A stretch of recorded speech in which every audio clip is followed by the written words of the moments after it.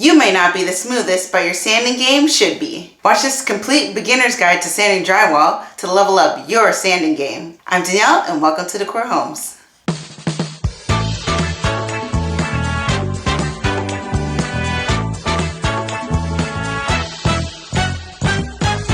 Or I've seen people be in a little nook and they're sanding for literally 2 hours when they should have been in there for like 5 minutes tops. But because they applied so much mud, they literally buried themselves in drywall dust, and then they came out looking like a mime. It was ridiculous. So don't be that guy. Hi there, Corey from De-cor Homes. In this video, we're going to be concentrating on sanding and how to sand drywall. So the main advice that I could give you is always grab a sanding block, okay? A sanding block comes in 120 grit. So 120 grit just means that it makes the wall soft enough so that you won't notice any sanding marks or like scrapes. Anything smaller than 120 grit will be very coarse, and this will be great for if you have a really thick drywall compound that you want to sand down. Then you use a 60 grit or an 80 grit. But for us, we use 120 grit because when we apply the mud, we always apply the mud so thin that it dries, and the idea is that you should be able to almost sand with your hand, right? Whenever I'm using my sanding block, I always get sandpaper as well. The reason being is that sometimes you're sanding and you might hit a patch that's still kind of wet. Sanding blocks are super expensive. Sandpaper is not so expensive. So what I do is I wrap my sandpaper around my sanding block so that if this gets compromised, no big deal. We throw it away, we grab a new one. So I fold this in a specific way. If I was to fold it just like this, fold it over, it ends with the paper directly in the middle. You'd want it like this side, paper completely overlapping.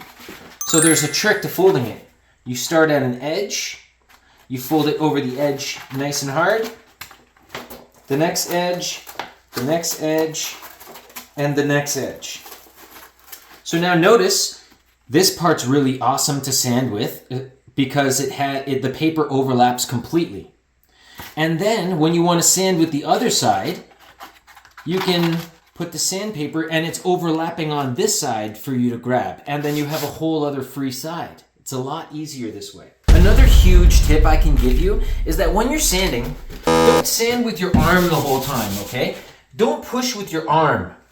Sand with your hips, okay? You know, like Happy Gilmore, it's all in the hips. Think that all the time because your hips are a lot stronger than your arm, okay? When people are swinging a golf club, they swing their hips and their shoulders, okay? So that's what we want to do. We want to lock our arms, lock our shoulders, and sand with your hips, okay? Because you'll get way more power in that. Another great advice that I could give you is when you're sanding above your head, don't stand under the cloud of dust that's falling. What you need to do is stand a little bit further away and let the dust fall, okay? When you're standing above your head, always wear a hat and a pair of glasses. Because if you wear only the glasses and the mask, what's gonna happen is the dust is gonna fall in between your glasses and your face, and it's gonna plinko down right into your eyeballs, okay? So the idea is, you always want a work hat, like a baseball cap, or a hard hat. A hard hat is great because it literally gives great coverage. Once you put on your glasses, nothing falls in between your glasses. So that's another way to go. Whenever I'm sanding, it's always great to stay focused, okay? So what I do is I look at what different components of the wall need to be sanded. Whenever you butt two pieces together, so there's your butt joints, your corners, your nail pops. So what you always want to do is stay focused. Don't do one wall with nail pops, the seams, and the corners. Don't do all of it at the same time. Do one at a time. Just say, I'm going to do only the corners first. Do only the corners. Once the corners are done, I'm going to do only the butt joints. Okay? Once the butt joints are done, I'm gonna do only the nail pops. That way you're focusing on very specific things and it's easy to catch something that you've missed. When you're doing everything, I see it all the time where my guys will be like, yeah, I sanded that wall, but they're doing everything all at once. And then they're missing a spot here and they missed a nail pop there and they missed a corner here and they realize that they missed all this stuff because they weren't focused. So do your butt joints first, then your corners, then your nail pops. And typically the rule of thumb is always take care of your ceiling before you take care of your walls, because the ceiling, all that stuff will fall down and rain on you when you work on it. When you're working, it's dustier, so get your ceilings done first, then your walls. Sanding is not as easy as people make it look. Whenever we're sanding, I always grab myself a big sanding block, but I'm always pressing on very specific spots on this corner. So I'm only using this little spot to sand because I'm not trying to sand the whole wall. I'm just trying to sand the edges to get the edges smooth, and then the middle just gets whooshed, whooshed. You know, the middle, you just whoosh, whoosh it, you know? So if you're working with inexperienced people, the great thing is you can throw them your 120 grit sanding block and then you can secretly give them the 220 sandpaper. It's going to be a lot harder to sand with, but at least they won't burn through. So burning through is the main thing you want to watch for. When you're mudding your first coat and then you mud your second coat, I can easily sand back down so that I'm back to square one. So if I mudded this, and if I sanded and it looks like this, it means I burned through, because essentially we're trying to cover this with this very thin layer. So burn through is something you really want to watch for, because you can sand and you can mud, then sand and mud and sand and mud and sand. You could do that 20 times over and it'll still look the same until you learn about burn through. You sand your first coat different than you sand your second coat, different than you sand your third coat. So when you're sanding your first coat, you go hard and fast, but not too crazy. You're not wanting it perfectly smooth. You're not wanting it perfectly flat. You just want to get rid of the junk that's in your way when you're mudding for the second time. On the second coat, you want to be sanding a little bit more gently because it's nearly finished, okay? You should almost be at the point where you can almost like sand with your hand to make it perfect, you know, in most areas. Use your sanding block. Get rid of the sandpaper. The sandpaper is a little bit too aggressive and abrasive, okay? The mudding job should nearly be done. Your walls should nearly be flat. That third coat of mud is only touching up little holes, little spots that you couldn't get perfect, but you're only hitting those tiny little spots on the third coat. But yeah, those are the main tactics when it comes to sanding, and you can get a job done on 3 coats or you can take 20 coats. It's like, which person do you want to be? Sanding, again, seems like one of those simple jobs, but the simple jobs always elude us. And this one can either extend a job like crazy, or you can get a job done in 2 seconds. A lot of your sanding has to do with how well someone mudded. And the trick is put the mud on and to take it all off. So if people are using those strategies, sanding should take 2 seconds. Change your sandpaper if you need to, because it's very inexpensive. Try to respect your sanding block as much as you can, and always keep an eye. If the paper starts to rip, just change it, okay? Because it does happen from time to time. It happened to me while I was working, and I changed it because the paper is fairly sharp, and just like it can give your skin a paper cut, it can also leave a mark in the drywall. When you use fresh sandpaper, it's always nice and strong. It's not worn down at all. These sanding blocks can get worn down sometimes, and then you're sanding, you're like breaking your arm trying to sand because it's not doing anything. Throw it to the garbage and you use the other 20 that are in the container. A good piece of advice that I could give you is whenever you're sanding your corners, always have a taping knife with you. The sandpaper doesn't quite get into the corners super well, and sometimes it's easier to just scrape it smooth just to get to where you need to be. You know, to get all these like little frays out of there.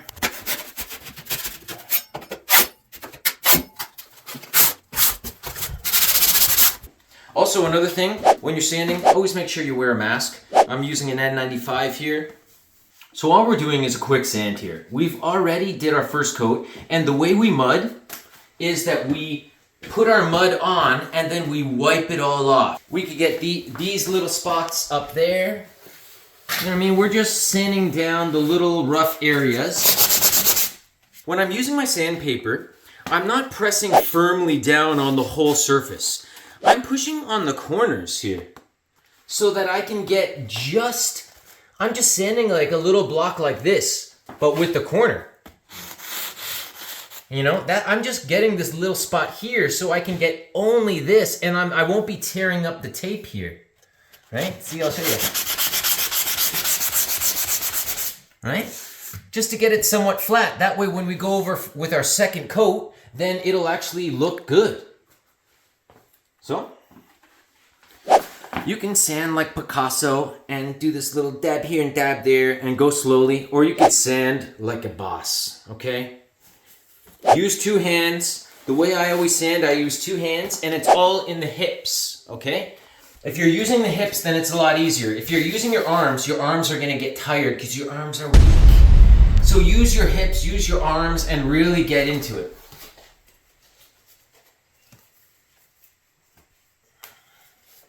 Let's get her done.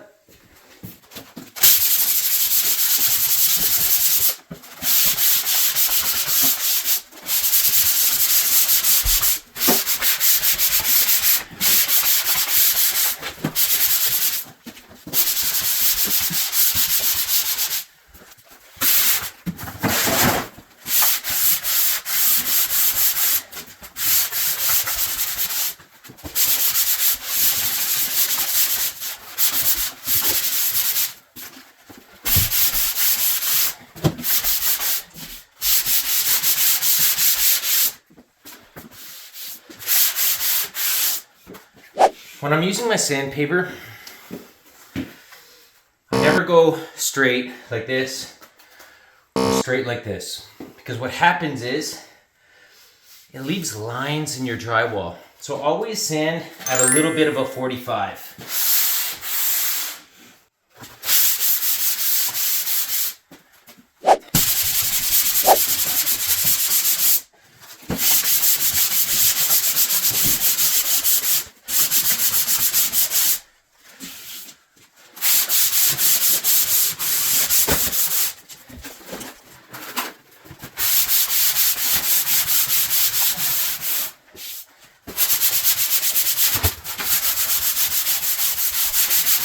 When you're doing the sanding, you're not trying to get it completely flat. You're just trying to get it smooth. If you try to get it flat, you're gonna sand down to your paper. And if you burn through to your paper, you're screwed.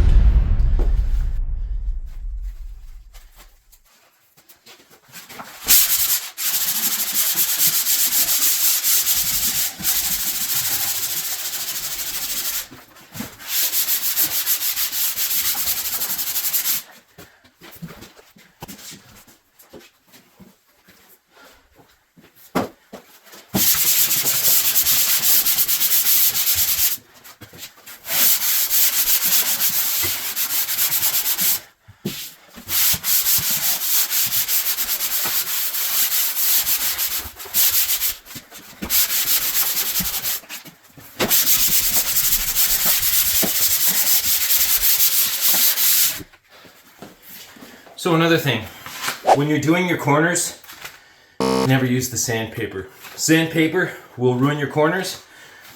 The edges will hit the corners and it'll leave scratches all over the place. So don't do it. Back in business.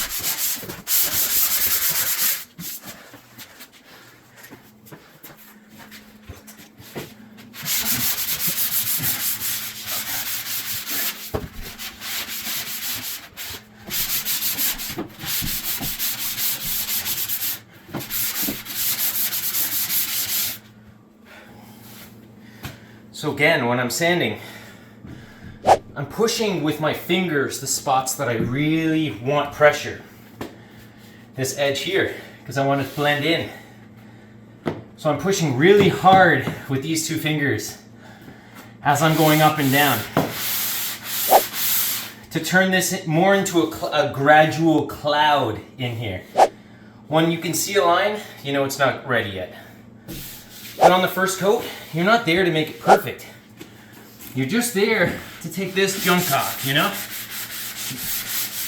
These little lines here that are just there for no reason. Let's get them out of here.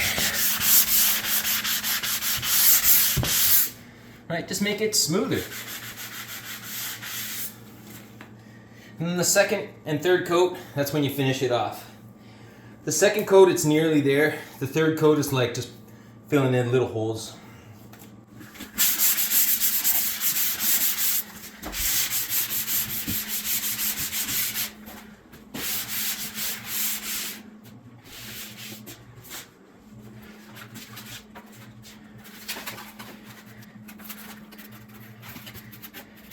It's like rolling a cigar.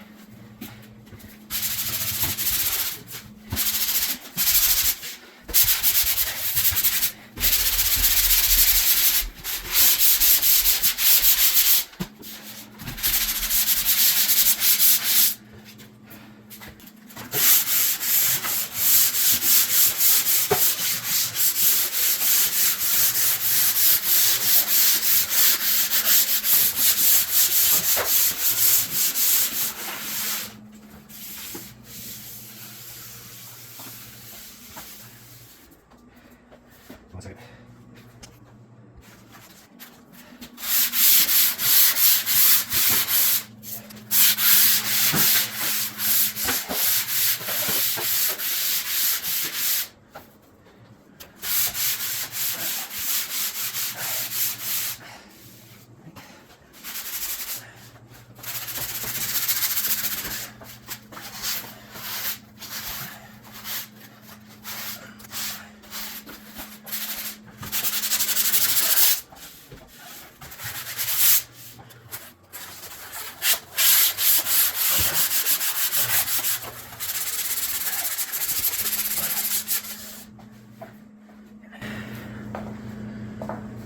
You want to clean off the lens itself.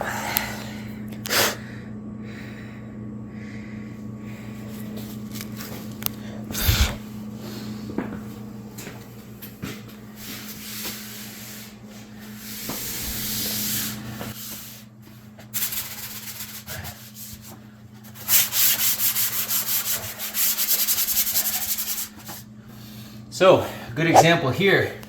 I can see the paper. I'm risking burning through. So rather than sanding out my line, I'm just gonna leave it there, and when I mud over top, it'll just fill in. No big deal.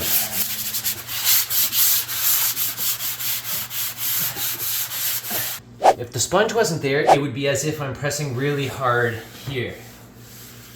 Okay, because I'm not wanting to sand this down. We'll sand it smooth, but we want to sand this part down, right? This edge here.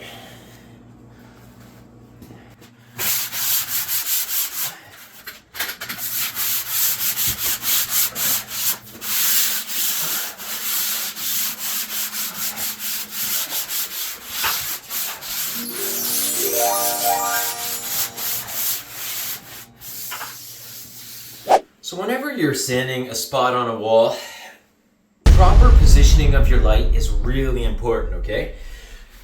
See here, this doesn't look half bad. But then when you position the light against the wall, you can see all these imperfections. You could also see the tape bleeding through here, so you don't want to sand too hard there. Before I even start, I'm noticing that this spot's bubbly and this spot isn't. What I'm noticing is that this bottom part was pressed firmly, and then the wall is actually going inwards like this towards the window. A little bit. So what we're needing to do is fill this spot up. That's why it's bubbly over here, is because it didn't have enough mud and it wasn't firmly pressed against the wall. The point I'm trying to make is that I'm not going to sand this down all the way. I'm just going to get it smooth and move on. This spot I'm going to get nice. I'm gonna go really easy on here. Wherever you see tape, you do a quick whoosh whoosh. Everything else you sand down. So I see tape, whoosh whoosh, and then I sand around it.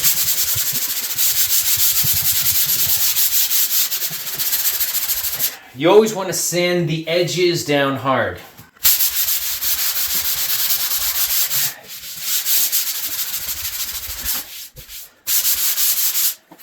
Two hands all the time, if you can. So noticing I'm smoothing this out without even touching the tape.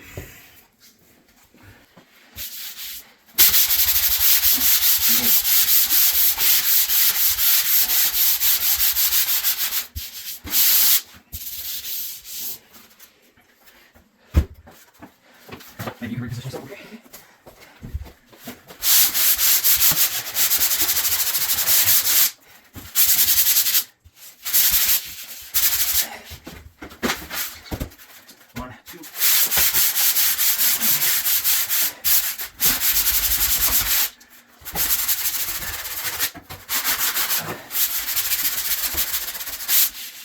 There you go. Done. This could take you 40 minutes to sand. It could take you 5 minutes. Treat it like you're playing a sports game. Do your 5-minute shift, then get off and throw up if you have to, okay? As you can see with this window, it has way less mud. See how the tape is kind of, again, bleeding through, so even if I touch it, it'll just make it go all fuzzy. We don't want that. So all we're gonna do is just quickly sand this rough stuff off up here. We're going to clean all this stuff up down here, and then we're just gonna try to get it smooth. We're talking 2 minutes.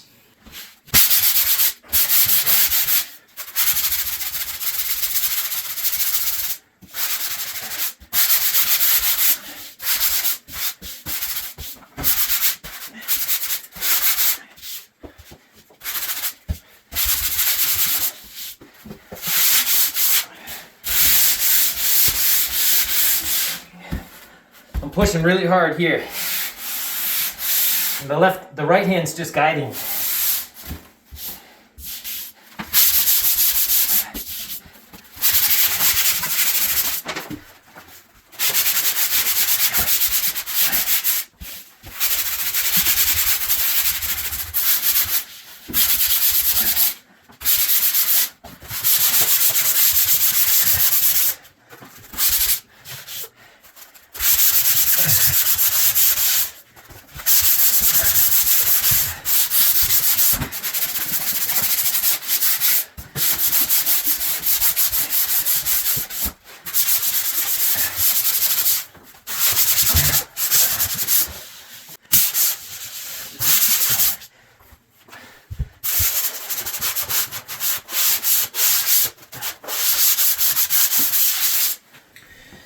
One thing to keep in mind, this is a tiring job.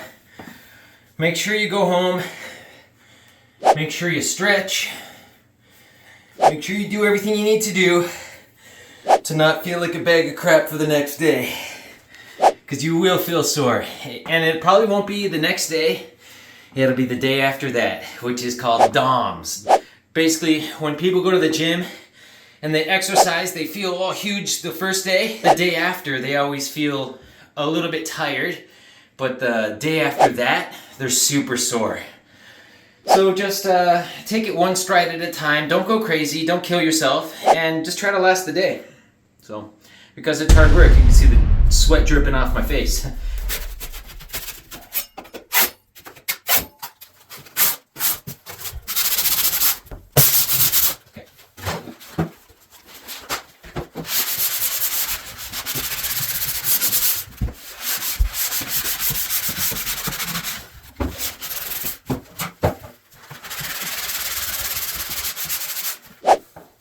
One great piece of advice that I could give you is don't use a 2 or a 3-step ladder. Get yourself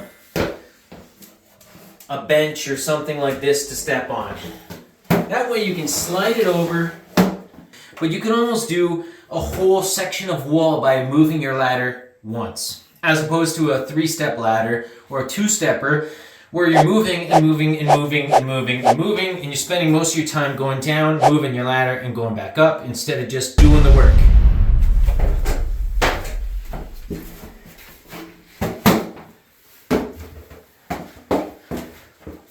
So bearing in mind, this is still kind of wet, so all I'm going to do is the ceiling, and I'm going to try to take care of that.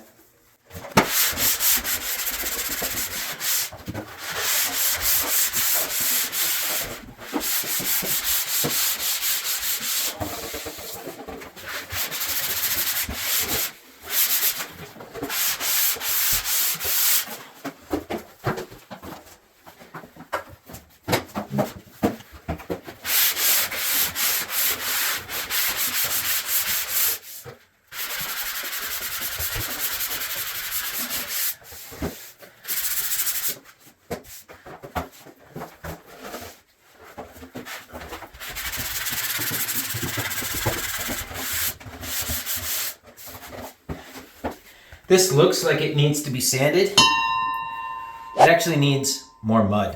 So I'm just going to leave it be. I'll sand it better after the next coat of mud.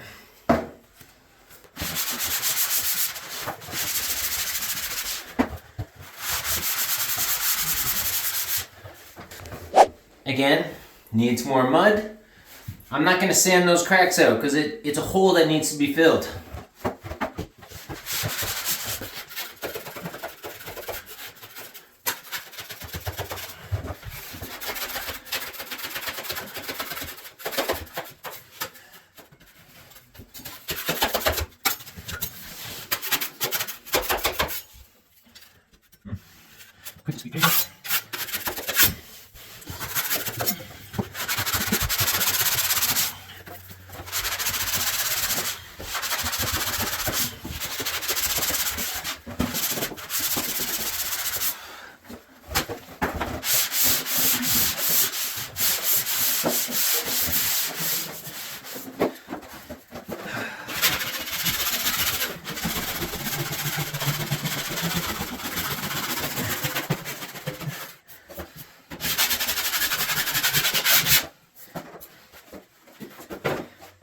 We have the yellow sandpaper there.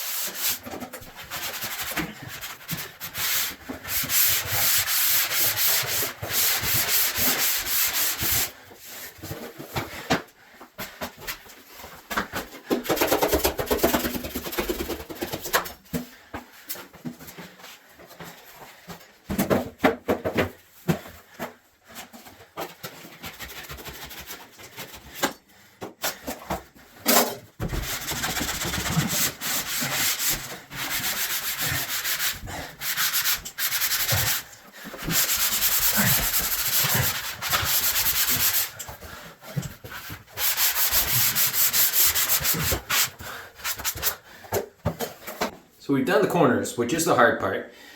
So now let's do the butt. Let's do the butt joints on the ceiling. We'll do the nail pops on the ceiling, and then we'll work our way down to the wall. One thing I want to point out, when you're mixing mud and it's going on the wall but leaving little pinholes, check this out. You see all those little pinholes? That tells me your mud didn't have enough water. When you have enough water, it doesn't leave those little pin marks. Those can all be filled in on the third coat, but just wanted to point that out.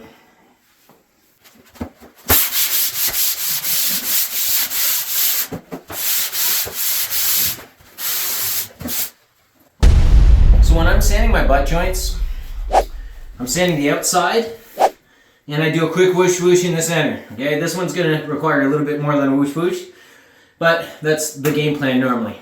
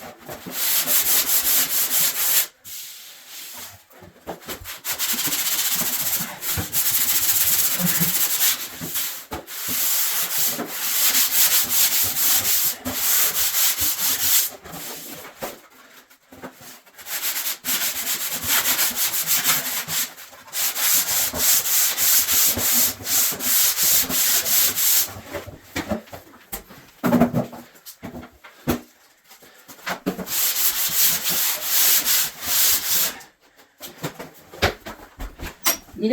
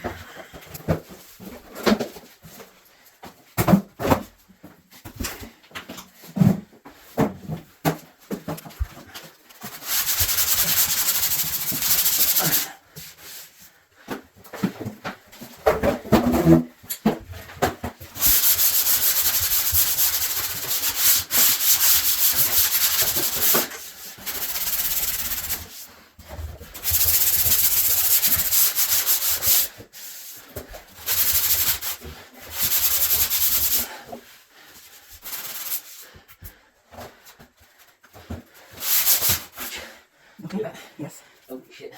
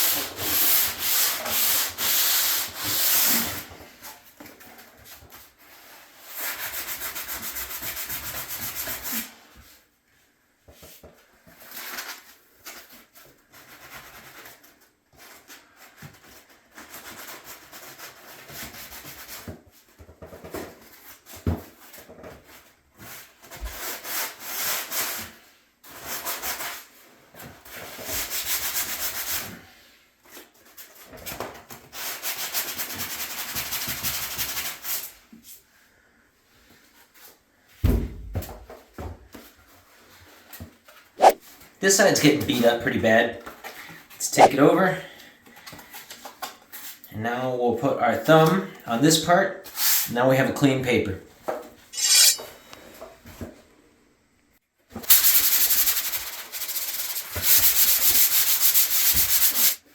Wow. Like a hot knife through butter.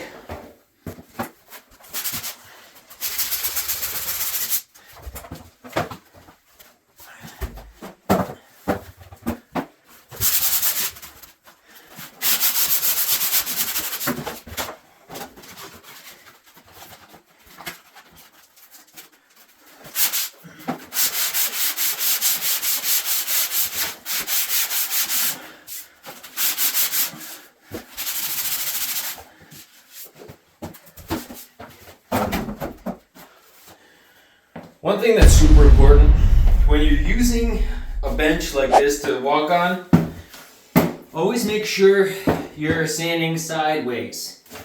If you try to sand like this, you'll push the bench over and the legs will tip over like this. And you don't want that. So always be working side to side. Okay, that's why I keep turning my bench over.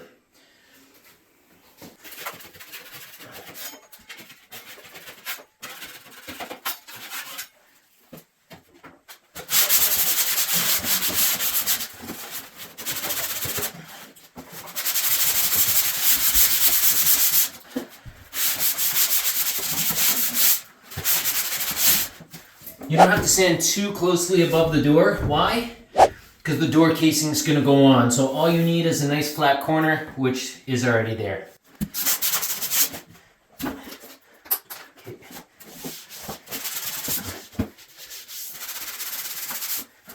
So that's the corners done.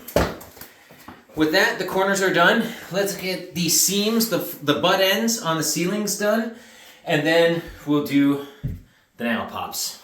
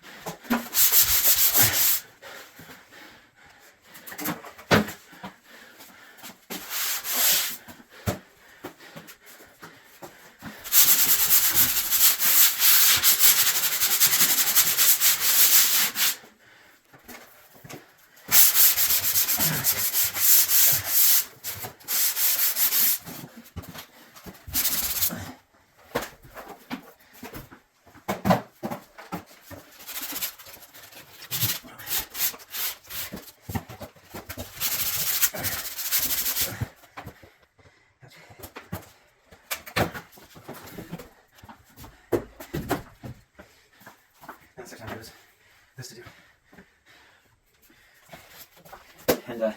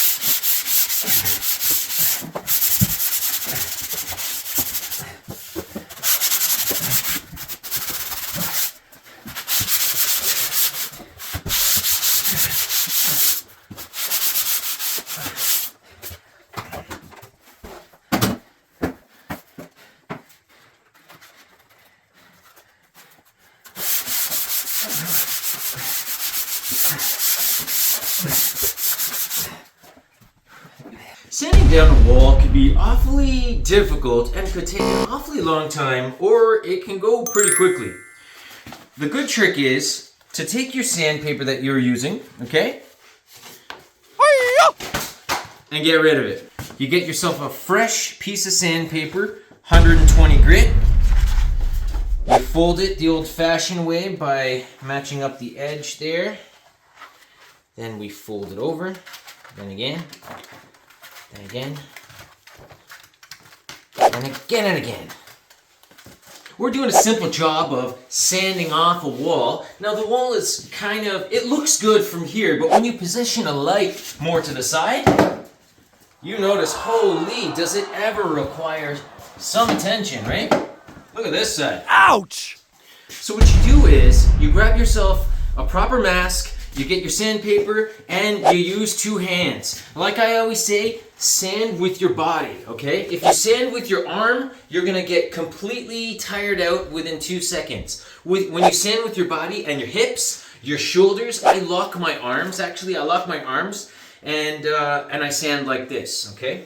So let's get this rocking.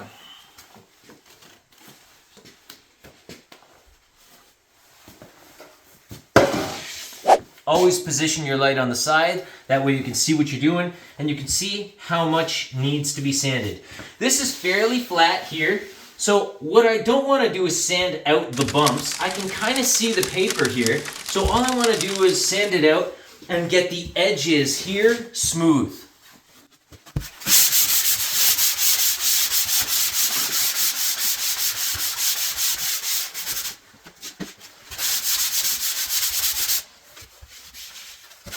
So I'm pushing hard down here with my finger. And I'm lifting up a little bit. All I'm trying to do is get this line out.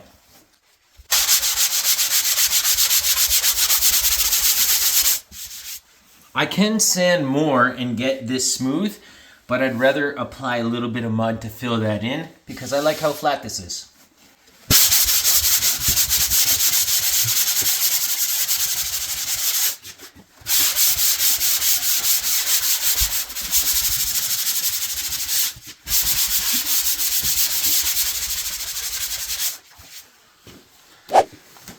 What we're always going for is this cloud effect. You almost shouldn't be able to see where the mud starts. It should almost cloud in. A nice smooth transition. This side's done. Looks pretty good. We dusted off real quick, but I think the edges look pretty smooth. And I'm happy with that. It's amazing how with 2 arms, using that system of using a fresh sandpaper and both of my arms to sand, I cut through that. So that's sheetrock. Sheetrock is very difficult to sand. It's like almost like cement. And I cut through that like nothing.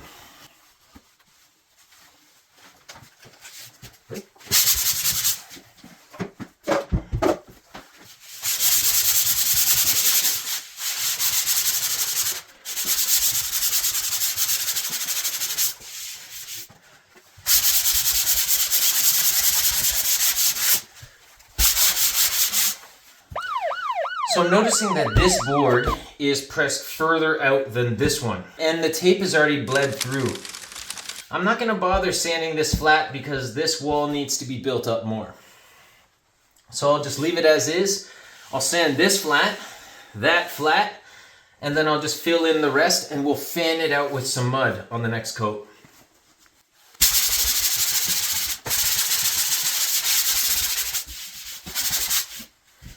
All right, the fun part.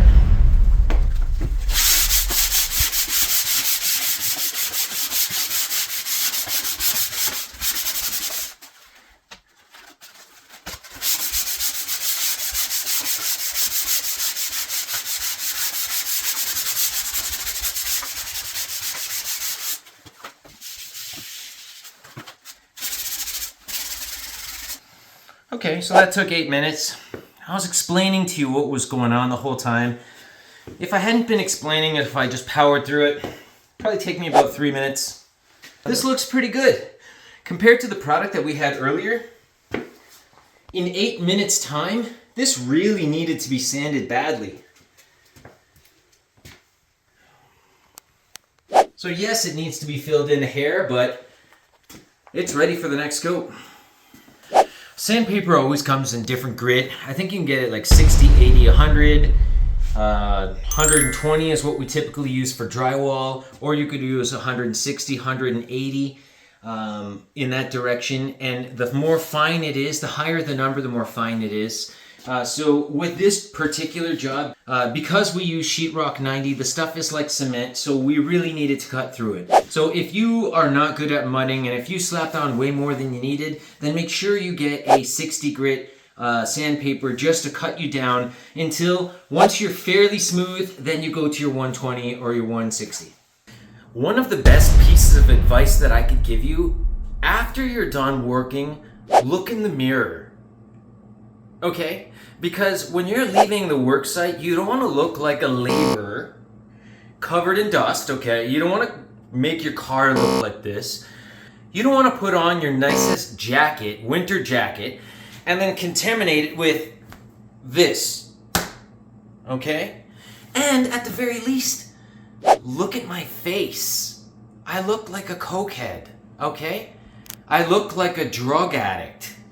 This is not what you want, and I've left places going around looking like this, okay? So, clean yourself off. Don't look like a laborer. When you leave work, you want to look like a boss. You know, dress for the position that you want. And if you want to be a laborer, then keep your dirty clothes on all day. But if you want to be a boss or a project manager, or if you want to move up in your career, dust yourself off and look like a regular person. 30 seconds of cleaning, now I look professional again. Like, compared to the mime from 30 seconds ago. Like, come on, there's no comparison. So clean yourself up and do the best job you can. Well, I hope you enjoyed this video. Thanks for watching. I hope you learned a lot. Don't forget to like. Don't forget to subscribe. Don't forget to hit the notifications bell so that you see all of our fantastic videos when they come out. Catch you on the flip side. So that's a wrap, right? You made it to the end. Make sure you check out our other videos and subscribe.